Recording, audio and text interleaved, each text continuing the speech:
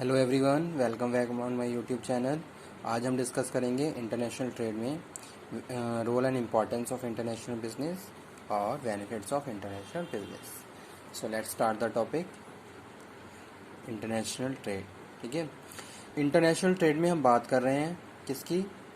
Buying and selling of goods and services outside the boundaries of countries. ठीक है, अगर हम अपनी देश की सीमा से अलग जाके दूसरे देशों में अगर कुछ इस तरीके की ट्रांजैक्शन कर रहे हैं जहां हम प्रोडक्ट को सेलिंग कर रहे हैं, परचेजिंग कर रहे हैं, तो वो हम बात कर रहे हैं किसकी? इंटरनेशनल बिजनेस की। कि भाई वो क्या है? इंटरनेशनल बिजनेस है। ठीक है, तो वो क्या है? इंटरनेशनल बिजनेस है जहां हम क्या कर रहे हैं? Buying and selling of goods and services between nations, यानी कि अलग अलग देशों के साथ हमारा buying and selling, that is international trade. International trade, this is also known as foreign business, foreign trade और इंटरनेशनल बिजनेस। ठीक है, secondly we can say that about that it is the exchange of goods and services where one party is buyer and second party is seller. Buyer buying and goods and services to other country and seller selling their goods and services to other country, and they are involving to each other uh, and doing international transaction. It is known as international trade or foreign trade. Okay, यहाँ पे हम बात कर रहे हैं किसकी? दो ऐसे फैक्टर्स जो बहुत ज़्यादा इंपॉर्टेंट रोल प्ले करते हैं इंटरनेशनल बिजनेस में, जो हम अभी बात कर रहे थे कि buying and selling of goods and services. अगर आप बात कर रहे हो बाइंग की, ठीक है, तो यहाँ पे हम बात कर रहे हैं buying of goods by other country, कि भाई जो दूसरी कंट्री है वो हमारे देशों से क्या कर रही है? गुड्स को खरीद रही है। ठीक है, और हमारी कंट्री क्या कर रही है? उन गुड्स को बेच रही है। तो कहीं ना कहीं अगर इस तरीके की कोई जो भी एक्टिविटी हम फॉलो करते हैं तो इसको हम बोलते हैं एक्सपोर्ट। कि भाई आप क्या कर रहे हो? गुड्स को एक्सपोर्ट कर रहे हो। जिन गुड्स को आप अपनी होम कंट्री में प्रोड्यूस कर पा रहे हो, ठीक है, प्रोड्यूस कर रहे हो प्रॉपरली, आप प्रोड्यूस कर रहे हो, प्रॉपर फैक्टर ऑफ प्रोडक्शन आपके पास है, कहीं ना कहीं आप कॉस्ट एडवांटेज को गेन करते हुए प्रॉपर प्रोडक्शन कर रहे हो, और फाइनली फिर जो भी आपने प्रोड्यूस किया उसको दूसरे देशों में बेच रहे हो। तो इट मीन्स कि हम किसकी बात कर रहे हैं? एक्सपोर्ट की बात कर रहे हैं। कि भाई आप क्या कर रहे हो? आप प्रॉपरली सारी चीज़ें बहुत एफिशिएंसी के साथ, बहुत इफेक्टिवनेस के साथ आप क्या कर रहे हो? प्रोडक्शन कर रहे हो, और जो भी आपके प्रोड्यूस गुड्स हैं वो दूसरे देशों में बेच रहे हो। तो इसको हम बोलते हैं एक्सपोर्ट। सेकेंडली मैं बात करूंगा किसकी? इंपोर्ट की। इंपोर्ट में हम बात करते हैं उन गुड्स एंड सर्विसेज की जो हम प्रॉपरली प्रोड्यूस नहीं कर पाते हैं। ठीक है, चाहे कोई उसके पीछे कोई भी रीज़न हो सकता है कि भाई हमारे पास स्केर्सिटी ऑफ रिसोर्सेज है, proper factor of production proper नहीं है, ठीक है, टेक्नोलॉजी से रिलेटेड कोई फॉल्ट है, या कोई इस तरीके से कोई टेक्निकल रिसोर्स प्रॉपर नहीं है, प्रॉपर इंफ्रास्ट्रक्चर नहीं है, यानी कि कोई भी ऐसा रीज़न हो सकता है जिसकी वजह से हम गुड्स को प्रॉपर प्रोड्यूस नहीं कर पा रहे हैं। और फिर सेकंड क्या है, थर्ड क्या है कि भाई मार्केट से डिमांड भी आ रही है उस गुड्स की। ठीक है, अब क्या करोगे? मार्केट की डिमांड को सेटिस्फाई करने के लिए आप क्या करोगे? उन गुड्स को दूसरे देशों से मंगवाना शुरू कर दोगे। यानी कि आपने क्या करा? अपनी मार्केट की डिमांड को सेटिस्फाई करने के लिए, कस्टमर की को सेटिस्फाई करने के लिए आपने क्या करा? उन गुड्स को दूसरे देशों से खरीदना शुरू कर दिया। तो इस तरीके के जो भी ट्रांजैक्शंस होती हैं उनको हम इंपोर्ट कहते हैं। भैया आपने क्या करा? आपने इंपोर्टिंग कर ली, आपने उन गुड्स की इंपोर्टिंग कर ली जो आप प्रॉपरली प्रोड्यूस नहीं कर पा रहे हो, या फिर जो आपके पास सप्लाई प्रॉपर नहीं है। आप प्रोड्यूस कर पा रहे हो, प्रोड्यूस तो कर रहे हो, लेकिन इकोनॉमीज ऑफ स्केल नहीं है, प्रॉपर बल्क में आपका प्रोडक्शन नहीं हो पा रहा है।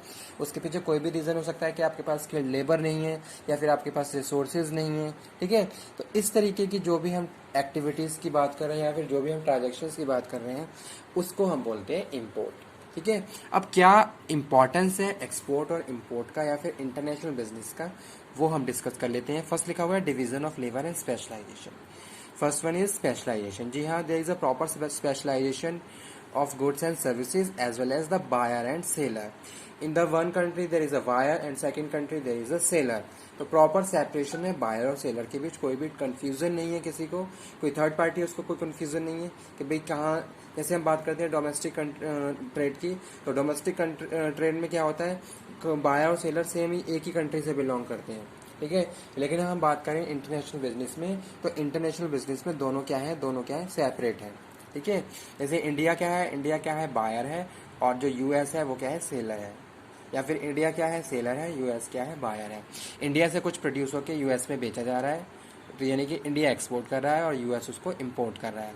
ठीक है, डिवीज़न ऑफ लेबर, जी हाँ, प्रॉपर डिवीज़न ऑफ लेबर भी है अकॉर्डिंग टू स्पेशलाइजेशन। हर कंट्री का अपने आप में किसी न किसी गुड्स में स्पेशलाइजेशन है, और उसके हिसाब से फिर क्या है, जो अलग अलग लेबर को भी हमने क्या कर दिया है, कैटेगराइज कर दिया है, डिवाइड कर दिया है कि भाई इस कंट्री में ये इस टाइप के स्किल की लेबर है, इस कंट्री में इस टाइप के स्किल की लेबर है। भाई अगर कोई हमें स्पेशल गुड प्रोड्यूस करना है तो हम क्या करेंगे, लेबर को भी हायर करते हैं, ठीक है। स्किल्ड लेबर हमें रिक्वायर्ड होती है, तो उसके लिए हम ये सारी फंक्शंस को भी फॉलो करते हैं। तो वो यहाँ पे हम बात कर रहे हैं as a importance division of labour, और सेकंड स्पेशलाइजेशन।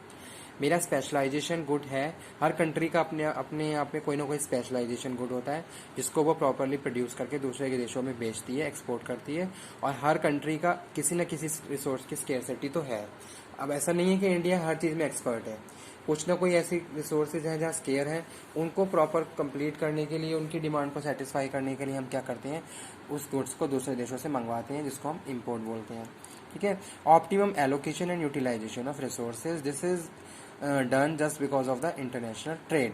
इंटरनेशनल ट्रेड में जब हम इन्वॉल्व होते हैं तो अपने पास जो भी रिसोर्स अवेलेबल होते हैं उनको ऑप्टिमम यूज़ करते हैं, और हम क्या करते हैं, एलोकेट भी कर देते हैं रिसोर्सेज को। भाई हमारे पास 5 लोग हैं, 5 लोगों को हमने रिसोर्स एलोकेट करे, उनको प्रॉपरली दिया कि आपको इन रिसोर्सेज के साथ अपने अपने टास्क को पूरा करना है। तो इस तरीके से ऑप्टिमम यूटिलाइजेशन स्टार्ट हो गया, और एलोकेशन प्रॉपरली आप कर रहे हो, ठीक है। तो ये एक इम्पॉर्टेंस है इंटरनेशनल ट्रेड में और फॉरेन बिजनेस में, ठीक है। थर्ड है raise standard of living of people. जी हाँ, लोगों की लिविंग स्टैंडर्ड क्या हो गया, बढ़ता जा रहा है। आपने देखा होगा international market is a very huge and very vast market, varieties of goods and services are available in the international market, so there is a number of alternative for the pupil, for the customer in the international market, and by using that product they can raise their living standard। तो अपने living standard को वो upgrade कर सकते हैं और ज़्यादा improve कर सकते हैं। तो एक ये बहुत बड़ा इंपॉर्टेंस है, और ये सारी फैक्टर्स कहीं ना कहीं किसी कंट्री की इकोनॉमी को भी क्या करते हैं, डेवलप करते हैं और ज़्यादा इम्प्रूव करते हैं। कि भाई प्रॉपर इंफ्रास्ट्रक्चर होना चाहिए, प्रॉपर मेडिकल फैसिलिटी होनी चाहिए, लिविंग स्टैंडर्ड प्रॉपर होना चाहिए, ठीक है। तो उसके बाद थर्ड है जनरेट एम्प्लॉयमेंट अपॉर्चुनिटीज़। जी हाँ, एक बहुत बड़ा कंट्रीब्यूशन है industrialisation as well as employment opportunity by international business. International business में अगर हम इन्वॉल्व हैं तो हम क्या करेंगे, हमारे पास बहुत सारे ऑर्डर्स आएंगे, बहुत सारे बायर हैं, हम इंडस्ट्रियलाइजेशन होगा तो बहुत सारी यूनिट्स ओपन होंगी, और उनको रन करने के लिए हम लोगों को हायर करेंगे, यानी कि एम्प्लॉयमेंट अपॉर्चुनिटीज़ क्रिएट होंगी, ठीक है। तो वो यहाँ पे हम बात कर रहे हैं as a importance. Equality of price, ensure quality and standard of goods. जैसे आपने बात करें ISO के हिसाब से हम क्या करते हैं, क्वालिटेटिव गुड्स को प्रोड्यूस करते हैं। आज के टाइम में स्टैंडर्ड चल रहा है, ISO 15 चल रहा है, 16 चल रहा है, ठीक है। तो वो यहाँ पे हम बात कर रहे हैं।